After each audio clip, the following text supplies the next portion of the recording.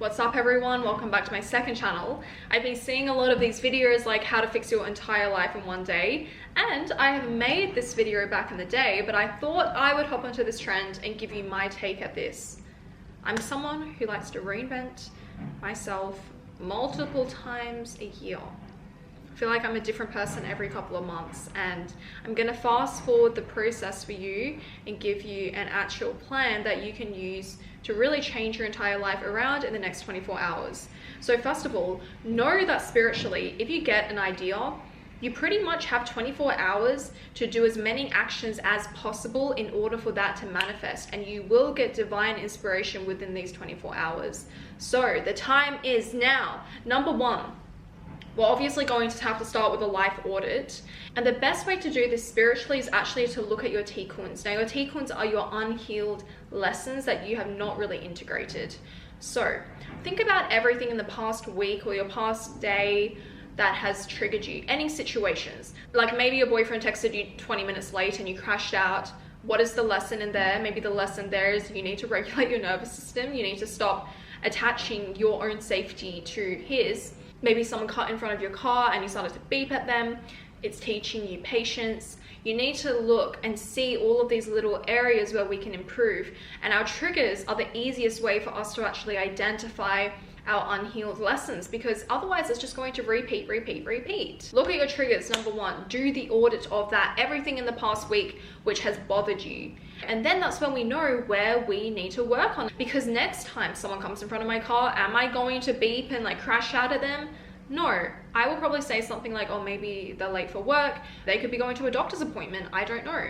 Even psychology says that we tend to misattribute why people do things. So if someone's cutting in front of us, we're definitely not thinking, oh, they're in a rush. We're thinking, wow, what an awful, cruel person. What a jackass. But if we cut in front of someone, oh no, it's because we are in a rush. Like, we really need to get somewhere. But there is still a lesson here. Stop thinking the worst of people. This is an example. It's going to transfer into other areas in your life. Okay, yeah, my boyfriend, he texted me 10 minutes late. I'm a crash out, so I'm going to be like, wow, he's cheating on me now. He's cheating on me. This is a pattern. Do you see how all of our patterns interlink? This is why we first need to look at your triggers. And then you need to write a different behavior that you're going to do next time this trigger comes up. Secondly, audit all areas of your life that you do not like. And the easiest way to do this is actually to just write a list of all the regrets you think you're going to have on your deathbed if you were to continue living life the way you do. This is my shortcut. And I remember what I wrote in it was, I'm going to regret that I spend too much time on social media and I don't spend enough time with my family. I'm going to regret that I didn't master this one thing and instead I was doing this instead. By looking at what we don't want, we can figure out what we really want, and we can figure out what we need to stop doing in order to get what we want. Number three, once we have defined what we don't want in our life, the behaviors we're currently doing, we simply write out the opposite thing we're going to do. Instead of scrolling on my phone, I'm going to replace it with reading. Instead of sitting on my couch, I'm going to go for a walk every day. And people think like change is so difficult. First of all, watch this video. Change is not difficult.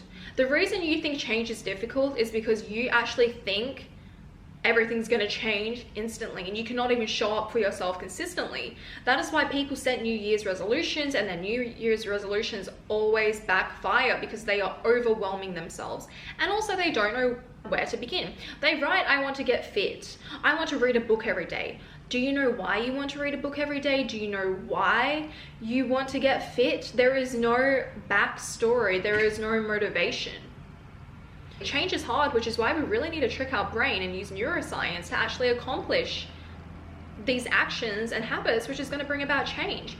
One thing I also recommend is getting a therapist. A therapist is amazing at holding you accountable, helping you to identify those triggers and find an alternative reaction to them, and actually work with you through this, through the emotions that come up when you're getting triggered, because it's a lot to do by yourself, especially if you do not have the experience with it. Eventually, it will be second nature to you to do this and you'll be able to do it on the spot. But I really suggest getting therapy. I just posted a video on my main channel actually about everything I have learned in therapy over 5 years. Highly recommend you watch that. I'm a big advocate of BetterHelp as well. Thank you for sponsoring today's video. BetterHelp is the largest online therapy service platform, and they make starting therapy incredibly easy. All you need to do is fill out a questionnaire, and usually within a couple of days, they will have paired you with the therapist who is right for you. But therapy is like dating. You might have to try a couple of times to get the right therapist. BetterHelp makes it incredibly easy to change for free of charge. While if you're going to in-person therapy, it's actually quite hard to change and you have to pay so much money to do it. BetterHelp is easy, it's convenient. You can do it on your phone, you can do it on your laptop, you can do it with camera, without camera. It's easy, it's simple, it's non-confrontational. It's just amazing to do. And you don't have to do therapy forever, just as long as you think you need it. So it's really a short-term investment, or an investment for however long you think. So it's really the biggest investment you can make into yourself, which is going to bring about the greatest ROI. ROI is return on investment if you don't know. So join the 6 million plus people here who are using BetterHelp to change their lives, and you can use my link to get 10% off your first month of therapy with BetterHelp. Number 4, we need to identify clearly what your values are. The biggest reason why people are unhappy is because they are not living in accordance to their values. And that's creating so much dissonance and resistance within you.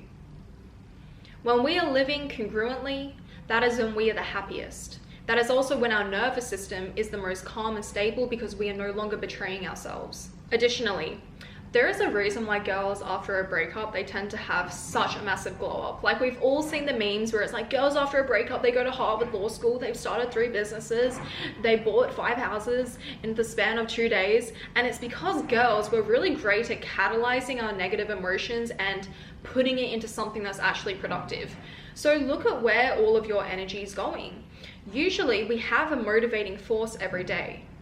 Maybe you have just got let go of a job, maybe that person bullied you and you have this driving force.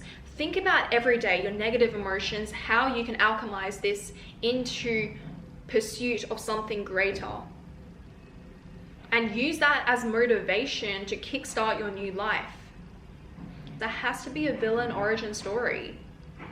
While I don't think it's entirely healthy to glow up or change because of revenge per se, I think for the initial stages, if you're really struggling to find something that's going to make you want to change, you can formulate your own villain origin story. Maybe you can be like, wow, I hate everyone in my hometown. They thought I was never gonna get it out of the trenches, but I'm gonna prove them wrong, get out of the trenches. Find your story. And this is going to be your purpose for change and your purpose for literally waking up every single day. But at the end of the day, guys, something I always like to repeat to myself is that I just need to be 1% better. If I'm not 1% better, I'm regressing. If I'm just 1% better, this will compound. By the end of the year, I will be, what's the number, like 36% better. And being 1% better simply looks like you making a different decision to the day before. It can simply look like you spending 5 minutes less, 1 minute less, 30 seconds less on TikTok than you usually do. I mean, of course, the difference needs to be greater to have an impact, but small changes build up. And the beginning stages are always the most difficult. Remember, it takes 66 days to build a habit. So what I actually said in this video, I highly recommend you watch it. But I said treat your life as a video game where you have your life in levels and stages. So instead of thinking, okay, I'm just trying to go from level 1 to level 100, I'm going to progress each single level. I explain it better here, so go watch it, guys. But this is a really great way to make change in your life and to stay disciplined and consistent without burning yourself out. Realistically, you're not going to change everything in one day. You can just kickstart this process. Every day is day one, because every day you're going to have to show up and make a different decision. But it really helps if you have formulated a game plan that you can review every day, that you can take notes on, that you can compare to, because otherwise you also don't have any motivation to continue. 1% doesn't look like a lot. I really like to journal it. I put everything into a spreadsheet. Like, okay, today, these are all the habits that I want to change. Today, I did this differently. Tomorrow, I did this differently. And you can see over the week how everything is changing, how you are making a different decision and how that is impacting your life. While when we're in it, when we're making the changes, especially if you're trying to get to that 66-day mark, where it's changed in our brain, it doesn't look like you're changing. It's only in hindsight when you look back, you're like, damn, I didn't realize how different I was. Because we don't give ourselves enough credit as well. We're always like, we can do better, we can do more, we can do better, we can do more, we need more, more, more.